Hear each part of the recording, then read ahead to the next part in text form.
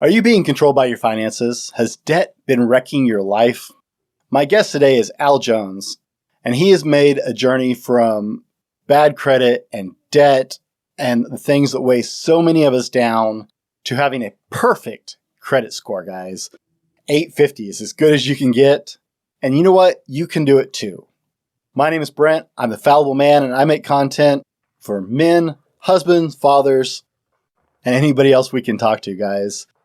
Welcome to the Fallible Man podcast. And today we're going to help you get your credit in check to open up a whole new world of possibility. Let's get into it. Be better tomorrow because of what you do today. All right, guys, welcome back. Al, thank you for joining us today, and welcome to the Fallible Man podcast. It's great to have you on. Thank you for the opportunity out here in Phoenix, Arizona. So, in our correspondence before the show, I told you that I think that getting your finances together and under check is really a critical aspect, especially for men, because we tend to derive so much of our self-worth and our value from our ability to provide and maintain our lives. Our jobs have a much more direct correlation, and our finances have a much more direct correlation to how we feel about ourselves, I think, than it does for women necessarily. Not that they don't think it's important as well, but it really seems to weigh in on our own self-esteem, particularly with men. And I was looking through some of the stuff you sent me, and I saw you use the term financial anxiety. That was something that you were struggling with when you were dealing with your credit. And I think that kind of lends itself to this idea of our finances impacting how we feel about ourselves and how we just feel about our outlooks. Can you tell us a little more about financial anxiety and what specifically you meant with that? With that, I meant along the lines of what you said. You've got this idea in your mind, at least I did, that, for example, if you live in a home and you're experiencing some hardship, anyone who is making a better wage is the one that controls what's going on in the house. The person who makes the most gold makes the rules. So you just have this feeling of, how can I get to that point to where I can start making decisions, making an impact? And if I don't make any money, then I have no voice. So that's largely what I'm talking about. That whole frustration, that whole weight of, will I be able to have a voice in my home, in my life, in society in general? Okay. I can relate. You were talking about experiencing the collection calls. And my issue was around we'll say junior high, 7th, 8th grade. That's when it really dawned on me, the process of what was actually going on. My mother and father split early in life. They got divorced, and we were at home with my mother and my siblings.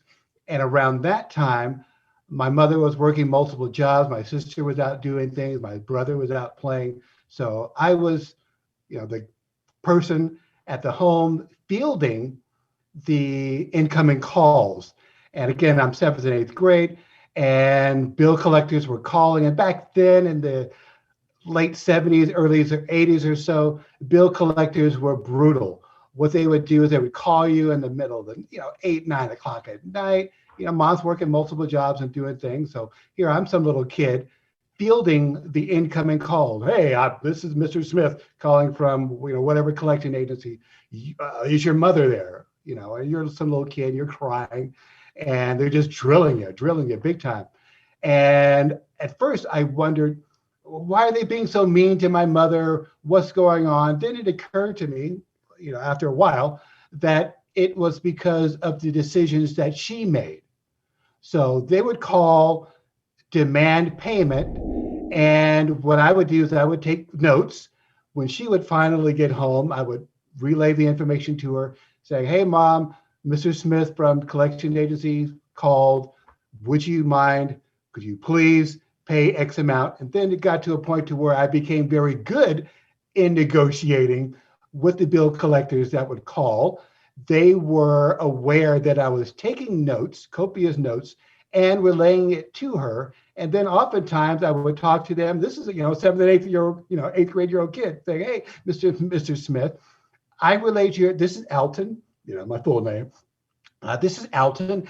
I relayed the information that you wanted me to send to her a few days ago. She said that she would pay you X amount. Is that okay, Mr. Smith? Give him the whole respect thing. Oh, okay. This little kid, he's not blowing me off. All right, little kid.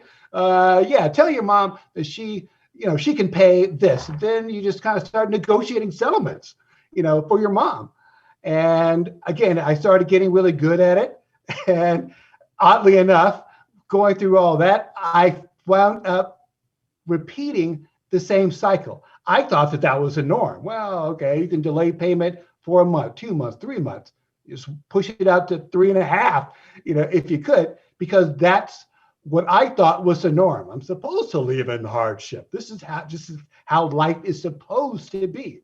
Well, fast forward, you said, you know what? After the bill collectors are calling you as an adult, you say to yourself, you know what, Brent, this is crazy. This is absolutely insane. I just had a moment in life to where I said, Al, this is crazy. So what I decided to do was to document the process it took from having bad credit, low 600s, and working towards getting the 850 to what I have now. I read multiple books.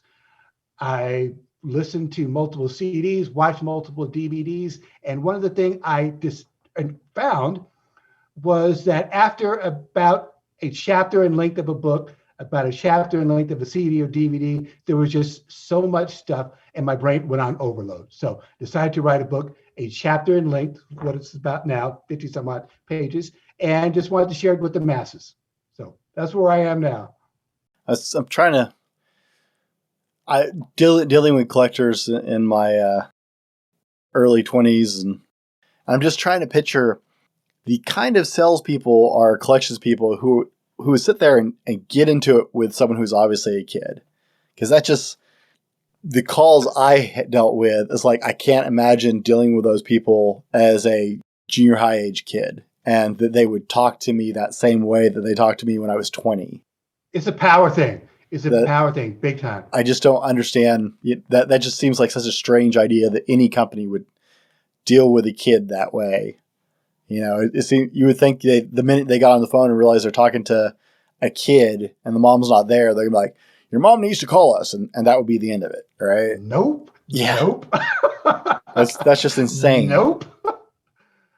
Yeah. Like I said, they would just drill. And it's like, okay, I had some tears running down my ear. I wouldn't start crying big time on the phone, but just some tears would fall. Well, yeah. During the conversation. You just suck it up and say, all right, this is insane. Something has got to change.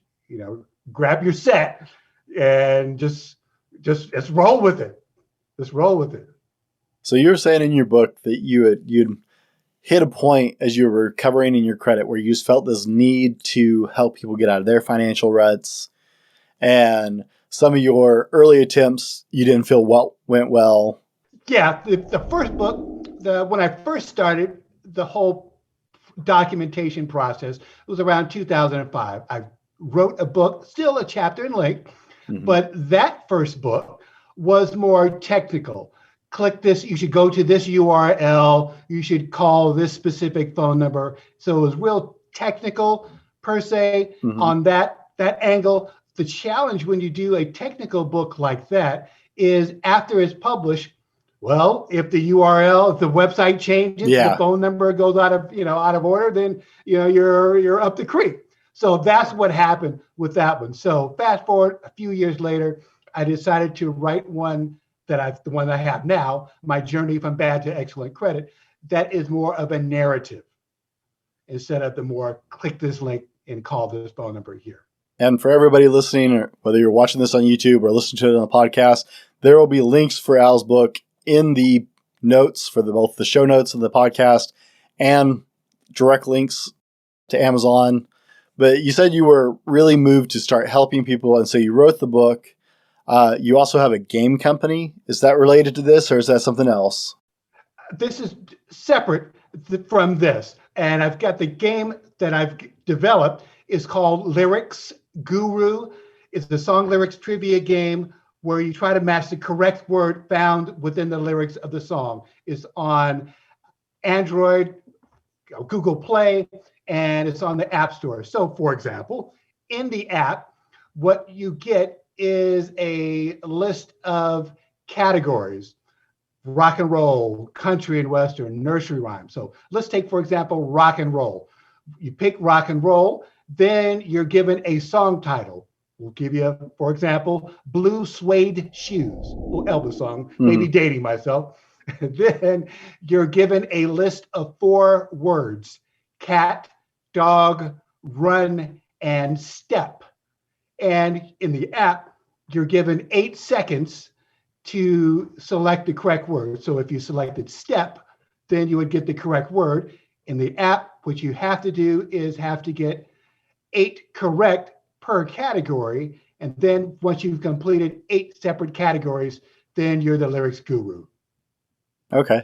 Was this just a side passion you decided Like to do? The side hustles. And right? Oh, yeah. I get that hustle. Entirely. Yeah. So we were on, we did the Shark Tank. I don't know if you saw that or if I mentioned that. We went to a Shark Tank casting call, which was kind of cool. And if you've been on Facebook, you may have seen the Buttercloth product line, Meta World Peace. Okay, Meta World Peace, NBA basketball star, was in the pitch group immediately in front of me. So I got a chance to chat with Meta World Peace and the Buttercloth team. They were directly in front of me and they got the deal. I didn't get the deal for mine. What I had wanted to do was to pitch a licensing deal with Mr. Wonderful. And if you've ever watched the Shark Tank thing, you'll notice that Mr. Wonderful is big on licensing. I didn't need the money, so I was wanting to pitch the licensing deal with them to where they would license the Lyrics Guru brand to create a song lyrics trivia game, the Lyrics Guru game show for TV, to kind of rival the Beat Shazam game show that was real popular. So that was the plan. And of course, they didn't take the bait. They're a hard sell on anything.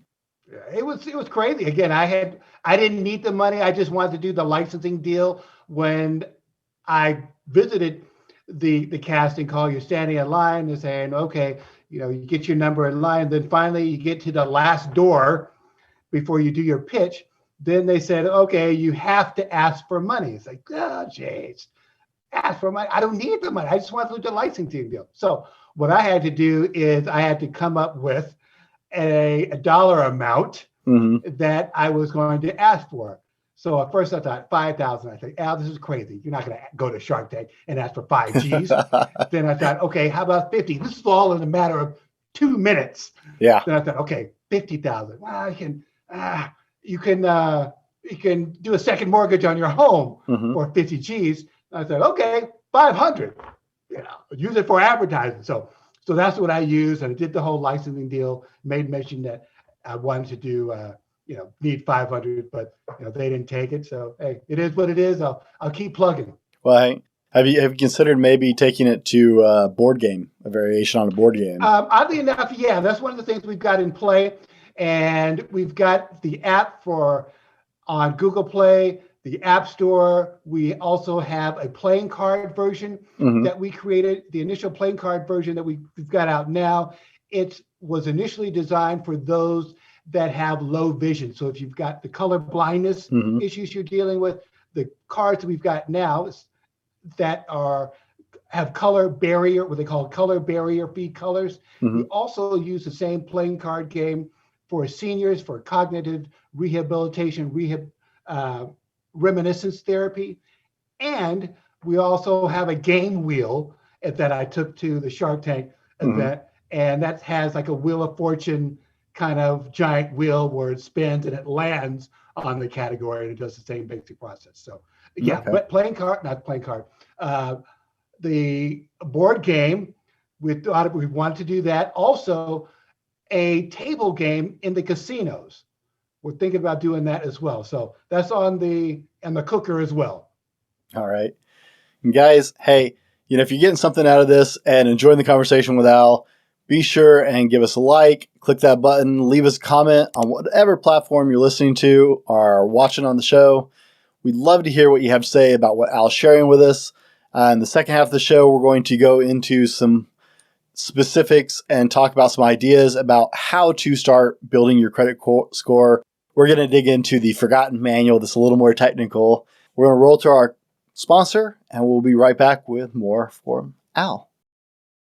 Today's episode brought to you by thefallibleman.com. That's right, it's us.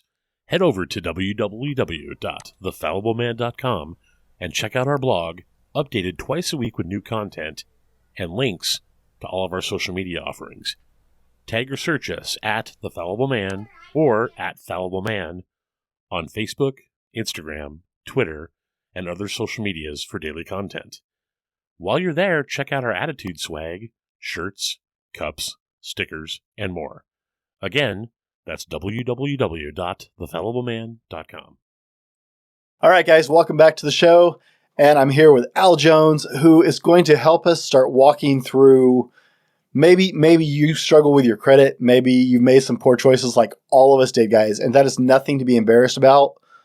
All of us, I cannot emphasize that enough, started our financial journeys in probably a really bad way. We got that first credit card and went nuts. So guys, this is such a common story, and Al is going to help us start taking the journey to retake our own credit and open those doors in our lives.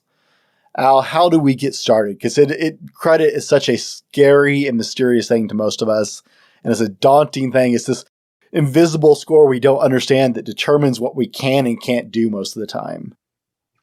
First of all, credit is, as I interpret it, credit is based on trust, and your credit score and your credit profile is like a report card, a moving, growing, we'll say moving, a report card on how you pay your debt.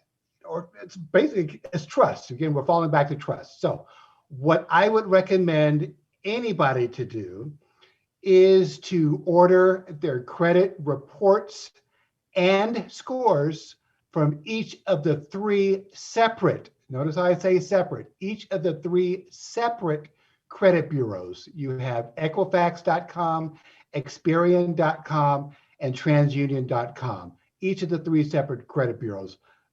People often will go to one website, and each of them are about $15-20 a pop, for the report and score. So sometimes people will go to the website and they'll go to, let's say, TransUnion.com, and they may see something like order all three of your credit reports for $20. Yeah, normally you would pay. I'm a Credit Karma guy. Yeah. Yeah, I know. I know it's not as good. But let's be clear on that, guys. All-in-one Credit Karma app or something. This is not what he is talking about. So be really clear there, because that's the day and age we are, right? So each of the three separate credit bureaus, if you may see some ads that they order all-in-one. What happens is when you do the all-in-one, if you order your credit report and score from TransUnion, you're going to get a confirmation number for that order. When it's time to dispute anything on that credit report, for each of the bureaus, each of them is going to ask for a confirmation number. Well, if you order your credit reports and scores from all three from TransUnion, if you dispute it on Equifax is going to ask you for a confirmation number. Well, from them. Well, I got it from TransUnion. No, sorry, you're going to have to order it all over again directly from us. So cut to the chase, order from Equifax.com, Experian.com, Equifax, Experian, and TransUnion separately. Do not have any distractions around you at all, because what happens is when you go to the website, by design, they're going to have a bunch of pop-up menus and windows that are there to distract you. and you're trying to do your stuff online. You got your kids, your dogs behind you, and next thing you know, you're clicking some pop-up window, and out of nowhere, you've ordered a free credit evaluation service for 3 years. Like, how did that happen? That's what happened. So be diligent, remove any distractions, order your reports and scores from each of the 3 separate credit bureaus. You get that information. Some may mail it to you, others may kick it to you as an email on the PDF, others you may can download it directly as a PDF. You get that. Once you get your reports and scores, take a look to see if what's accurate and what needs to be changed. Once you do that, dispute it. You've got your confirmation numbers from each of the 3. Dispute it. Most of the times you can do it online, and then just keep disputing it until you get your stuff correct. That way, you'll at least have a baseline of where you are, and just keep working on improving it. Okay. Do you recognize now? Right, there's all kinds of internet gurus out there who tell us, YouTube is littered with videos on fixing your credit score. And I see so many of them who are like, get this credit card, move all your balances over to that, and pay on that credit card. Do you think that's good advice, or do you think that's just another rabbit hole? That's another rabbit hole, and it sounds good. And because they said that, people will click it, and of course they'll get the ad revenue because of all the people that was watching the video. So I would say no, because once you move your stuff and you get a new card, then that's generating what they call a hard inquiry, which further drags down your credit score. So the person that's doing the video, they really don't care.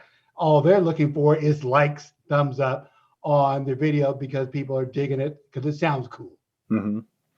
And I'm digging into it in my own journey, right?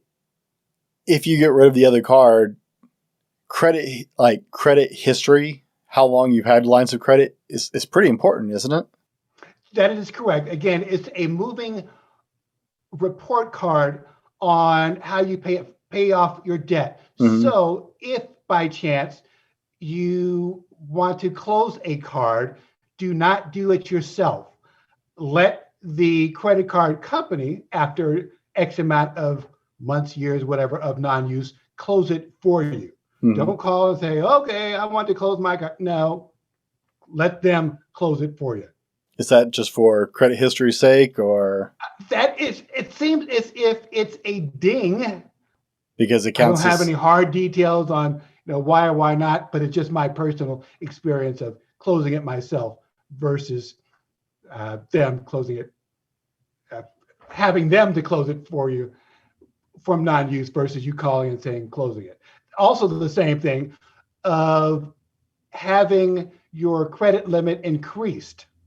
Let them increase your credit line after X amount of years or months, typically like 6 months or so, of good use. Let them increase your credit line versus you calling in saying, asking for it. Boost my credit. Yeah, because it makes it look like you want to buy something real quick, and that doesn't look too good. Okay. What is the value of a good credit score for people who don't understand this whole credit mystery? Because it does. It scares a lot of people. It's the big boogeyman. The value of a good credit score is when you want to purchase something on credit, your interest rate on that purchase on debt is going to be significantly lower. Also, you've got the emotional element of it. You walk in the door saying, hey, I want to buy something, and then they generate your credit report and they see it's like a low 600. They kind of look at you and laugh at you saying, gee, yeah, sure, you want to buy something. But you roll up with an 800, anything above 800, you roll up with an 850. It's like, oh, wow, hey, they're all. Wait, would you like to also buy this while you're here? Yeah, it's like, well, I think I'll take some of this and some of this and some of that. You don't want that Honda. You'd like a Mercedes, wouldn't you? Yeah, right. So it's attitude, ego kind of thing. So that's the other element. But the big thing is the lower interest rate.